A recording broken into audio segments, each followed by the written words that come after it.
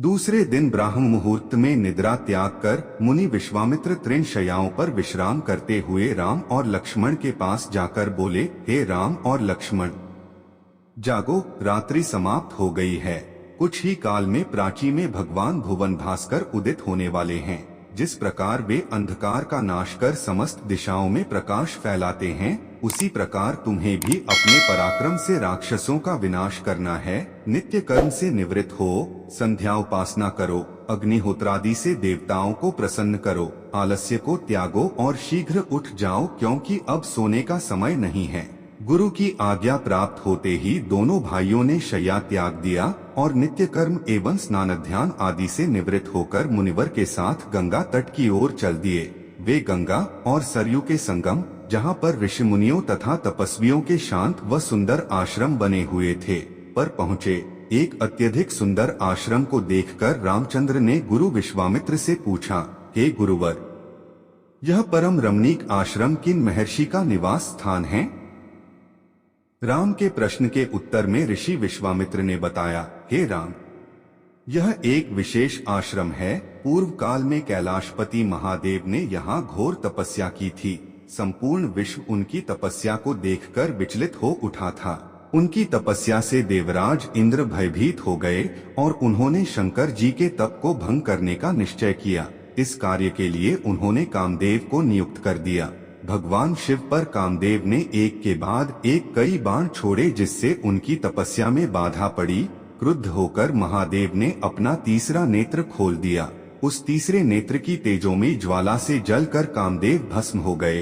देवता होने के कारण कामदेव की मृत्यु नहीं हुई, केवल शरीर ही नष्ट हुआ। इस प्रकार अंग नष्ट हो जाने के कारण उसका नाम अनंग हो गया और इस स्थान का नाम अंगदेश पड़ गया। यह भगवान शिव का आश्रम है, किंतु भगवान शिव के द्वारा यहाँ पर कामदेव को भस्म कर देने के कारण इसे कामदेव का आश्रम भी कहते हैं। गुरु विश्वामित्र की आदेशानुसार सभी ने वहीं रात्रि विश्राम करने का निश्चय किया। राम और लक्ष्मण दोनों भाइयों ने वन से कंदमूल फल लाकर मुनिवर को समर्पित किए और गुरु के साथ दोनों भाइयों ने प्रसाद ग्रहण किया। तत्पश्चात स्नान, संध्या उपासना आदि से निवृत्त होकर राम और लक्ष्मण गुरु विश्वामित्र से अनेक प्रकार की कथाएं तथा धार्मिक प्रवचन सुनते रहे। अंत में गुरु की यथोचित सेवा करने के पश्चात आज्ञा पाकर वे परम पवित्र गायत्री मंत्र का जाप करते हुए तृण शय्याओं पर जा विश्राम करने लगे। संपूर्ण रामायण कथा हिंदी में। स्त्री के रूप में ताड़का एक घोर पाप है और पाप को नष्ट करने में कोई पाप नहीं होता। हे राम, तुम इस पापिनी का संहार कर दो। प्रातःकाल स्नान, संध्योपासनादि कार्यों से निवृत्त होकर राम और लक्ष्मण गुरु विश्वामित्र के साथ सरिता तट पर पहुँचे। एक वनवासी मुनि ने विश्वामित्र के साथ दो सुकुमार बालकों को देखा तथा उनका परिचय प्राप्त कर वे एक छोटी सी सुंदर नौका ले आए और विश्वामित्र से बोले, हे मुनिराज, आप इन राजकुमारों के साथ इस नौका पर बैठकर सरिता पार कर लीजिए। विश्वामित्र जी ने उस मुनि को धन्यवाद दिया और राम तथा लक्ष्मण के साथ नौका पर सवार हो गए। इस प्रकार वे सागर से मिलन की आतुरता में कलकलनाद के साथ दौड़ती जा रही उस नदी को पार कर गए। नदी के उस पार एक भयानक वन था। उस वन को देखकर राम बोले, गुरुदेव, यह वन तो बड़ा भयंकर है। सभी ओर से सिंह, व्याघ्र आदि हिंसक पशुओं के दहाड़ने और हाथियों के चिंघाड़ने की ध्वनि आ रही हैं। जंगली सुअर, भालू, वन भैंसे आदि वन्य प्राणी भ्रमण करते दृष्टिगत हो रहे हैं। वृक्षों की सघनता के कारण सूर्य का प्रकाश इस वन के भीतर घुसने का साहस नहीं कर पा रहा है और इसी कारणवश चारों ओर अंधकार हो रहा है। इस अति दुर्गम वन का क्या नाम है? राम के इस प्रश्न का उत्तर विश्वामित्र ने इस प्रकार दिया, हे राघव, पूर्व काल में इस स्थान में वन न होकर मलदा और करुप नाम के दो बड़े समृद्ध राज्य हुआ करते थे। दोनों ही राज्य ऊंची ऊंची अट्टालिकाओं, वीथिकाओं तथा सुंदर पथों से सुशोभित थे तथा धनधान्य और समृद्धि से परिपूर्ण थे। दूर दूर के व्यापारी यहाँ पर व्यापार करने आया करते थे, किंतु ताड़का नामक एक यक्ष कन्या ने उन दोनों राज्यों का विनाश कर दिया। ऋषि विश्वामित्र ने आगे बताया, ताड़का कोई साधारण स्त्री न होकर सुंद नाम के राक्षस की पत्नी और मारीच नामक राक्षस की माता है। उसके शरीर में 1000 हाथियों के बराबर बल है और वह अत्यंत पराक्रमी और शक्तिशाली है। इस प्रदेश को नष्ट करने के पश्चात ताड़का ने अपने पुत्र मारीच के साथ मिलकर यहाँ के समस्त निवासियों को मारकर खा डाला। अब उनके भय से यहाँ 2-2 कोस दूर तक किसी मनुष्य की परछाई भी दिखाई नहीं देती। भूलवश यदि कोई यहाँ आ भी जाए तो जीवित नहीं लौट पाता। उसी ताड़का का संहार करने के लिए ही मैं तुम्हें यहाँ लाया हूँ। राम ने आश्चर्य से पूछा, गुरुदेव, स्त्रियां तो कोमल और दुर्बल होती हैं, फिर ताड़का में 1000 हाथियों का बल कैसे आ गया? ऐसा प्रतीत होता है कि अवश्य कुछ न कुछ रहस्य है।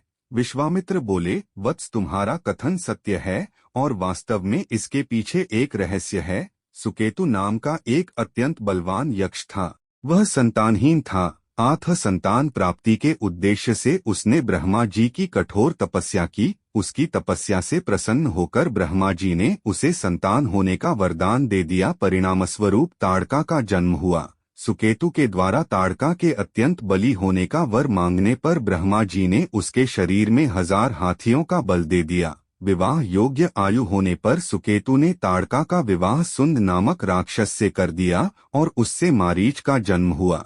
मारीच भी अपनी माता के समान बलवान और पराक्रमी था। वह सुंद राक्षस का पुत्र होकर भी वह राक्षस नहीं था, किंतु बाल्यकाल में वह बहुत उपद्रवी था। ऋषि मुनियों को अकारण कष्ट दिया करता था। उसके उपद्रवों से त्रस्त होकर एक दिन अगस्त्य मुनि ने उसे राक्षस हो जाने का शाप दे दिया। अपने पुत्र के राक्षस गति प्राप्त हो जाने से सुंद अत्यंत क्रोधित हो गया और अगस्त्य ऋषि को मारने दौड़ा।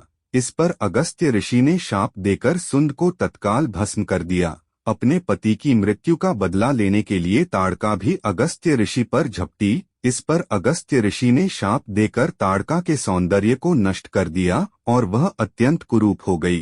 अपनी कुरूपता को देखकर और अपने पति की मृत्यु का बदला लेने के लिए ताड़का ने अगस्त्य मुनि के आश्रम को नष्ट करने का संकल्प किया है।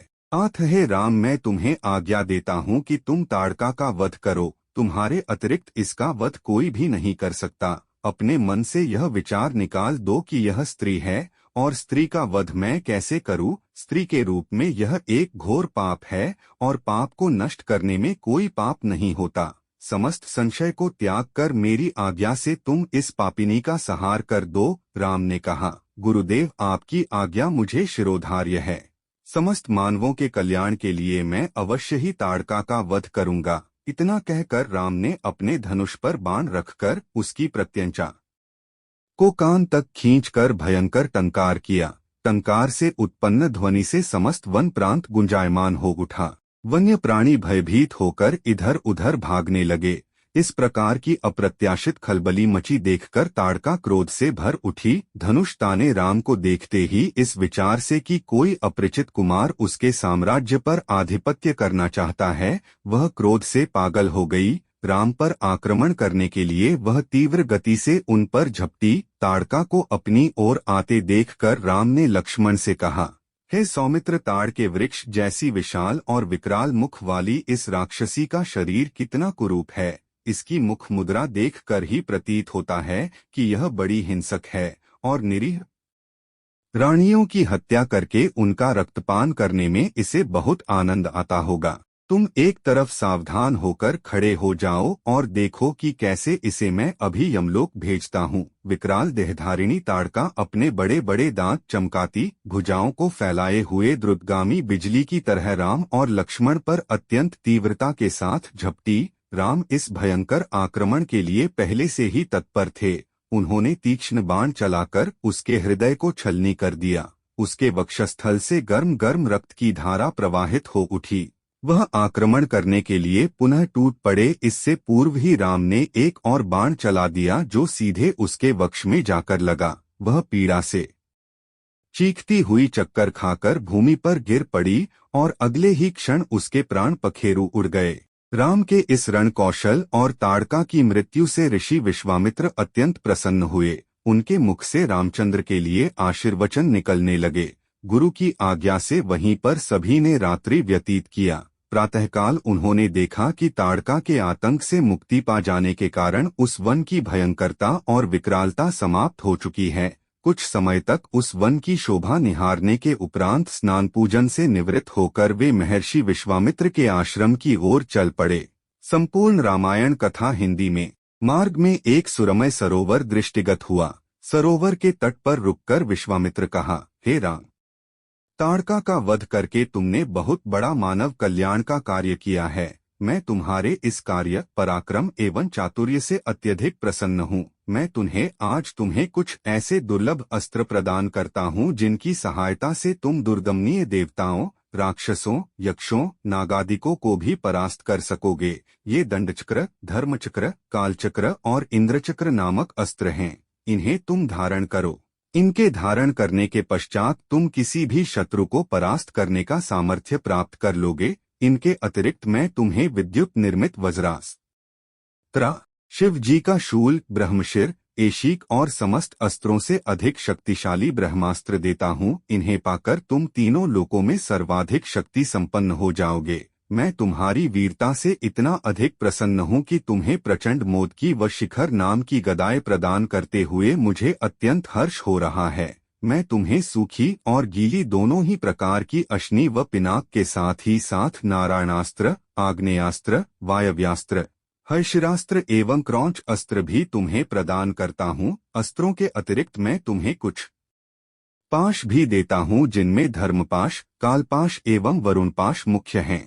इनके पाशों के द्वारा तुम अत्यंत फुर्तीले शत्रु को भी बांधकर निष्क्रिय बनाने में समर्थ हो जाओगे। राम, कुछ अस्त्र ऐसे हैं जिनका प्रयोग असुर लोग करते हैं। नीति कहती है कि शत्रुओं को उनके ही शस्त्रास्त्रों से मारना चाहिए। इसलिए मैं तुम्हें असुरों के द्वारा प्रयोग किए जाने वाले कंकाल, मूसल, घोर कपाल और किंकणी नामक अस्त्र भी देता हूँ। कुछ अस्त्र का प्रयोग विद्याधर करते हैं। उनमें प्रधान अस्त्र हैं खड्ग, मोहन, प्रस्वापन, प्रशमन, सौम्य, वर्षण, संतापन, विलापन, मादनास्त्र, गंधर्वास्त्र, मानवास्त्र, पैशाचास्त्र, तामस और अद्वितीय सौम्नास्त्र। इन सभी अस्त्रों को भी मैं तुम्हें देता हूँ। ये मौसलास्त्र, सत्यास्त्र, असुरों का मायामय अस्त्र और भगवान सूर्य का प्रभास्त्र हैं, जिन्हें दिखाने मात्र से शत्रु निस्तेज होकर नष्ट हो जाते हैं।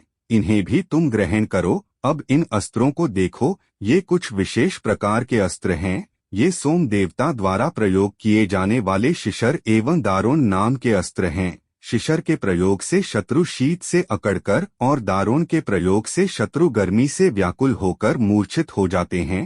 हे वीरश्रेष्ठ, तुम इन अनुपम शक्ति वाले, शत्रुओं का मान मर्दन करने वाले और समस्त मनोकामनाओं को पूर्ण कराने वाले अस्त्रों को धारण करो। इतना कहकर महामुनि ने संपूर्ण अस्त्रों को, जो देवताओं को भी दुर्लभ हैं, बड़े स्नेह के साथ राम को प्रदान कर दिया।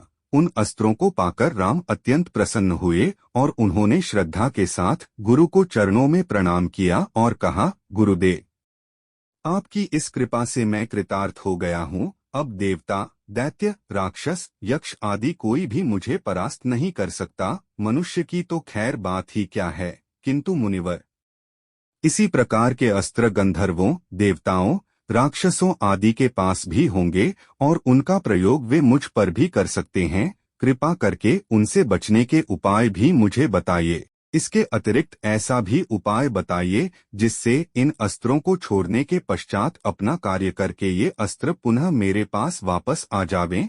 राम के इस प्रकार कहने पर विश्वामित्र बोले, राग,